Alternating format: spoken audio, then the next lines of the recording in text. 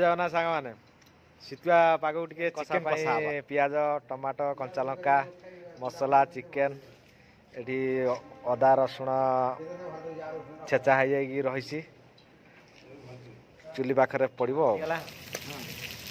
ମୁଁଟା ଟିକେ ଦେଖନ୍ତୁ ଆମର ରୋଷେଇଆ ଆଜି ନୂଆ ରୋଷେଇଆ ଆସିଛନ୍ତି। ରସୁଣ ପେଷ୍ଟ ପଡ଼ିଗଲା ରେଡ଼ି ହେଇଗଲାଣି। ଏବେ ଟମାଟୋ ପଡ଼ିବ ତା କାଠ ଚୁଲିରେ ରୋଷେଇ କରିବ ତା ଟେଷ୍ଟ ଅଲଗା। ହଁ ଟମାଟୋ ହେଇସାରିଲା ପରେ ଚିକେନଟା ପଡ଼ିବ ଆଉ ମସଲା ରେଡ଼ି ହେଇଗଲା। ଏବେ ଚିକେନଟା ପଡ଼ିବ। ହଁ